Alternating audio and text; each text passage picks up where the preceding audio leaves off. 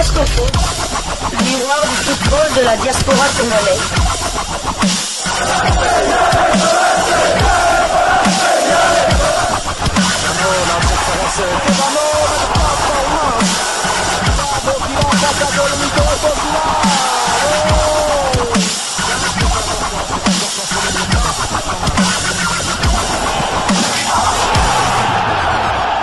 Diascofoot, le miroir du football de la diaspora congolaise.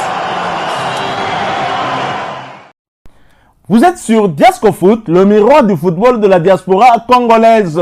Diascofoot vous dit bonjour, tout le plaisir est pour nous de vous retrouver, mais surtout de savoir que vous êtes nombreux en train de suivre votre chaîne YouTube dédiée uniquement aux footballeurs de la diaspora congolaise. La République démocratique du Congo est sur une très bonne dynamique depuis les débuts de ces éliminatoires. 2 victoires en 2 sorties. Pouvez-vous nous affirmer que demain, ce sera les cartons pleins à l'issue de la rencontre face à la Tanzanie? Bonjour à tous. Nous, on est lancé, comme je l'avais dit la dernière fois, dans une première compétition, c'est celle de se qualifier au bout de 6 matchs. On est bien lancé dans cette campagne. Mais on sait qu'il nous faudra un minimum de 10, voire 11 points pour se qualifier. On n'en a que 6 à l'heure actuelle. Donc on prépare les matchs les uns après les autres pour être le plus performant possible. Et en tout cas, on a de la confiance, c'est vrai. On joue à domicile avec des résultats qui sont bons à domicile. Maintenant, chaque match a sa vérité. Il faut être très, très vigilant. On connaît notre adversaire. On sait que c'est une équipe qui reste sur 5 matchs où elle n'a pas perdu. Elle prend très peu de buts. Elle s'est imposée en Guinée. C'est un bel adversaire. Donc, il nous faudra être bon demain pour remporter le match. Bonjour coach. Bonjour. Papi Kata Simino de la télévision. Coach, moi j'aimerais plus m'atteler sur les secteurs défensifs de l'OPAR de la RDC. S'il y a des certitudes au niveau des compartiments de la défense, notamment les latéraux, il y a Gideon Kalou qui a repris, on l'a vu récemment en déplacement au stade Balab des Camps. Il y a Axel Tonzen qui n'est pas là, vous avez remplacé par Peter à Kioso, et puis Joris Kayembe qui évolue bien avec Genk, et puis Akim Oswald qui enchaîne les titularisations avec les clubs stambouliotes de Beşiktaş. Mais là où ça coince un peu, c'est au niveau de l'axe, avec notre chancelier national, Mbemba. On sait ce qui se passe, mise à l'écart estivale, retenue salariale, tout ça, des relations difficiles qu'il a avec les dirigeants du club phocéen. Bon, en dernière minute, on nous signale qu'il a aussi des petits problèmes avec son génie. La question c'est simple, est-ce qu'il est en état physique, Chancel Mbemba, pour terminer? Si Chancel Mbemba est sélectionné, c'est que il est apte à jouer, bien sûr, sinon il sera au même titre que d'autres joueurs, pas dans la liste pour indisponibilité. Là, Chancel a fait de très bonnes séances depuis qu'il est arrivé. Il a un programme athlétique, bien sûr. Donc, non, tous les joueurs sont opérationnels sur le secteur défensif. On a le choix, parce qu'il y a de la concurrence. On le voit aussi avec des joueurs comme Peter Kioso qui ont construit depuis quelques temps maintenant, presque plus d'1 an. On voit beaucoup de ces matchs et on a décidé de le sélectionner sur ce regroupement. Question.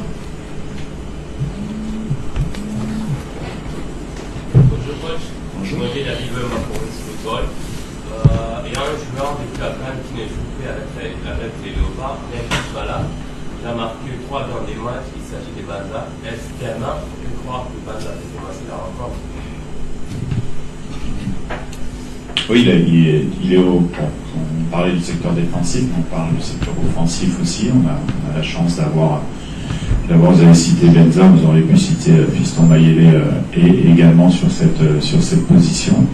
Le choix sera fait demain. Vous verrez, on va pas l'anticiper. Après, quel que soit le garçon qui démarre, on sait que Ce sont des joueurs qui sont capables d'apporter un plus. Il faut souligner aussi que ce soit défensivement ou offensivement, l'équipe reste sur les 4 derniers matchs avec 5 buts marqués et 1 but encaissé, donc 3 victoires et 1 nul. Donc il faut aussi garder une forme de continuité. Le match pour le compte des Afriradio et à le stade. Coach, moi j'aimerais savoir qu'est-ce que vous prévoyez pour demain, parce que nous avons 2 joueurs majeurs, notamment Edo qui est absent et puis Wissa qui ne sera pas avec nous. Parce que Wissa qui est absent, qui a joué les 2 premières rencontres. Comment comptez-vous pallier à son absence pour le match de demain? En fait, tous les joueurs, comme je l'ai dit, sont importants. Après, je ne pense pas qu'on ait des joueurs qui soient vraiment indispensables dans l'équipe. On a la chance d'être assez homogène au niveau de la qualité à tous les postes et d'être doublé. L'absence d'un donnera la possibilité à un autre d'exprimer ses qualités et puis de montrer de quoi il est capable. Voilà, c'est vrai que aujourd'hui, on a Wissa qui est blessé et le deuxième joueur que vous cherchiez, c'est Axel Toisende. Ce sont 2 joueurs qui sont importants. On aurait préféré les avoir avec nous, bien sûr. Mais après, on a les solutions pour les remplacer. Bonjour coach. C'est Emery Kabongo pour les comptes de Léopard Leader Foot. J'ai des petites questions. La première revient sur les absents, mais je ne demande pas comment ils seront remplacés. Je voudrais plutôt savoir si ces absences-là, notamment celles de Wissa et de Toisende, sont susceptibles d'influer sur les plans ou les schémas tactiques que vous préparez. Est-ce qu'on va rester sur les mêmes schémas qui nous a fait gagner avec ces joueurs-là qui seront plutôt absents, ou les remplacements de ces joueurs-là vous obligerez peut-être, excusez-moi si le mot est fort, vous obligerez peut-être à changer votre schéma tactique. La deuxième petite question. Répondre à la première. Non, quand on a des principes de jeu et une idée de jeu qu'on met en place depuis quelque temps, on sélectionne les joueurs qui s'intègrent complètement à cette idée de jeu-là. Donc, que ça soit un joueur ou un autre, chacun est capable de s'adapter à ce qu'on fait depuis 2 ans.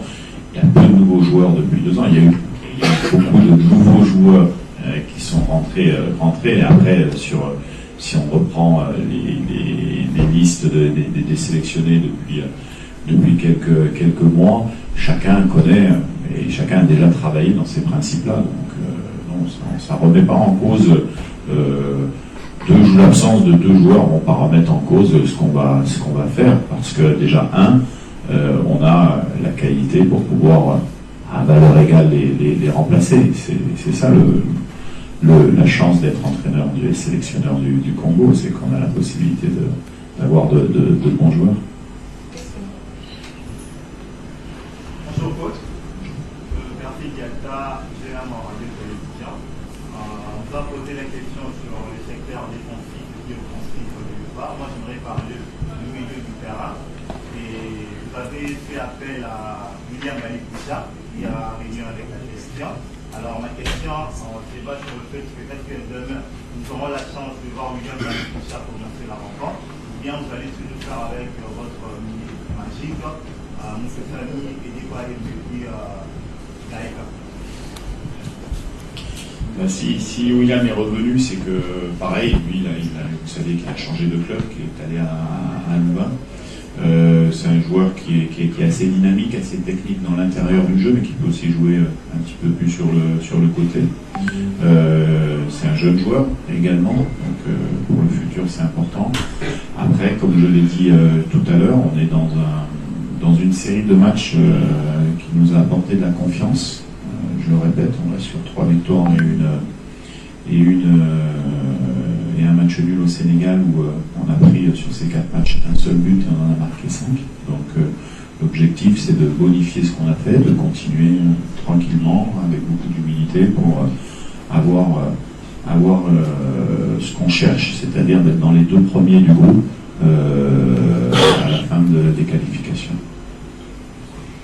3 questions. Merci pour la parole. C'est Jason Maïe Bassakissa pour le compte de la RTC. Coach, lors de notre dernière rencontre, vous avez posé la question sur les gardiens. Vous avez tout simplement dit que ce sont tous les joueurs de l'équipe. Mais après ce qu'on a vu lors des 2 premières journées, pouvons-nous dire aujourd'hui que pour vous, vous avez tenu votre numéro 1 avec Berthaud dans l'équipe? Une sélection n'est pas un club. Une sélection, il faut être performant. Il faut être performant. Il n'y a pas de position de 1, de 3 en sélection. C'est comme que ce soit sur du gardien de but, que ce soit sur l'attaquant. On ne connaît pas les performances de ces joueurs quand ils vont rentrer dans leur club au bout de 2 mois, 3 mois. Donc, à un moment donné, la réflexion, elle tourne autour de la forme à la fois du moment et bien sûr aussi de ce qu'on fait. Et je le répète, aujourd'hui, on reste sur 4 matchs avec un but pris. Donc voilà, on n'est pas les meilleurs du monde. On a beaucoup encore de parties de principes à améliorer pour être un peu plus stable dans notre jeu notamment de possession. Mais bon, il n'est pas l'heure de remettre en cause et de dire qu'il y a un numéro 1, un numéro 2, un numéro 3. Et je le redis, je revois les séances d'entraînement, on fait les bilans avec l'entraîneur des gardiens, avec tout mon staff. Aujourd'hui, on peut dire que c'est un poste qu'on a réussi à bonifier. Et qu'aujourd'hui, que ce soit l'un ou que ce soit un autre, on ne sera pas sensiblement soit plus fort, soit moins fort. On est quand même homogène sur ce poste-là et on a quand même certaines certitudes. Aujourd'hui, c'est Dimitri qui a joué. Vous verrez la composition d'équipe demain. Je vais pas vous la donner un jour avant le match, mais on aura une sorte de continuité pour continuer à travailler, à améliorer nos points de faible dans la sérénité. 2 dernières questions. Vanessa. Coach, bonjour. C'est Vanessa pour Radio 4.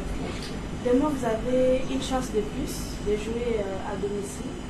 Est-ce que vous avez un petit message pour votre 12e homme parce que ça fait longtemps qu'on n'arrive pas à remplir le stade de Marseille?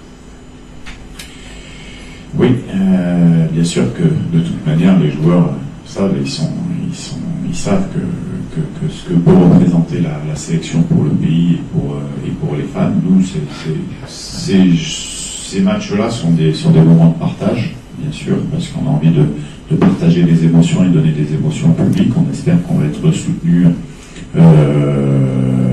en nombre, bien sûr, même si on sent bien sûr le soutien de la population, et ils savent que le match de demain est très important pour la suite de la qualification. On en est conscient que demain on a l'obligation de résultat de l'emporter à domicile pour faire un pas de plus vers la qualification à la CAN. Et bien sûr que nous, ce qu'on souhaite, c'est partager avec le maximum de personnes. Et j'espère que demain le stade sera rempli pour pousser les garçons. Coach Jérémy Moudoumba, Télévision. Vous revenez de Brazzaville, vous avez assisté à la qualification de l'Europa U20. Et la RDC qui est engagée aux éliminatoires de la CAN ainsi que les éliminatoires de la Coupe du Monde, est-ce qu'on peut dire que certains de ces jeunes auront peut-être la chance de rejoindre la sélection pour la suite de ces deux campagnes? Alors, c'est bien, c'est les réseaux sociaux, c'est génial. Ça peut faire plein de choses. Il y a plein de promotions qui peuvent être faites, il y a plein de choses comme ça. C'est bien. Écoutez, j'ai suivi les U20 et j'ai pris un plaisir monstre de voir ces gamins donner tout pour leur pays. Ça a été vraiment un moment exceptionnel. J'ai eu la chance de le partager. On a été proche de l'aspect technique. Le staff a fait un magnifique travail. Et c'est vrai que dans cette sélection, il y a des joueurs qui ont un avenir qui peut être prometteur. Maintenant, vous connaissez le football, tout peut aller vite. Ce sont des jeunes joueurs. Ils ont un projet devant eux qui est très très intéressant pour des catégories U20. Donc on parle là des années de naissance 2006, 2007, 2005, 2006, 2007. Et avec une possibilité, pourquoi pas, d'aller à la Coupe du Monde au Chili également dans les mois qui viennent. Hein. C'est très proche. Donc chacun se concentre sur cet objectif-là.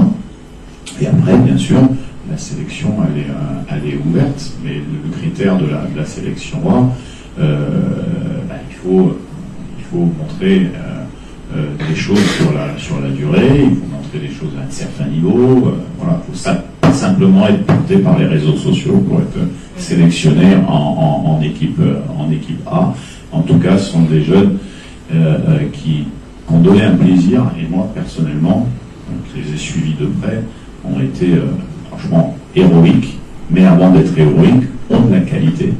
Donc c'est ce qui veut dire que, effectivement, et je le dis assez souvent, et si j'ai été à cette compétition U20, c'est pour montrer aussi que le projet jeune, le développement des jeunes du football au Congo est aussi important que la sélection A, parce que c'est l'avenir de demain, comme vous avez dit. Voilà, nous sommes arrivés à la fin de ce sujet. Hein. Si vous l'avez aimé, n'hésitez pas à nous laisser un maximum de j'aime. N'hésitez pas non plus à partager avec nous votre opinion. Si vous en avez une par rapport au sujet que nous venons de vous proposer, laissez-la nous à travers un commentaire. Abonnez-vous si vous êtes nouveau ou ancien, que vous ne vous êtes pas encore abonné sur cette chaîne Diascofoot, parce que nous sommes le miroir du football de la diaspora congolaise. Et n'oubliez pas qu'en vous abonnant apparaîtra une petite cloche de notification. Cliquez dessus pour ne plus rien manquer des prochaines vidéos que nous allons vous proposer. Encore une fois, merci à vous, avec espoir de vous retrouver très bientôt avec un autre sujet d'actualité. En attendant, portez-vous bien et Diascofoot vous dit au revoir.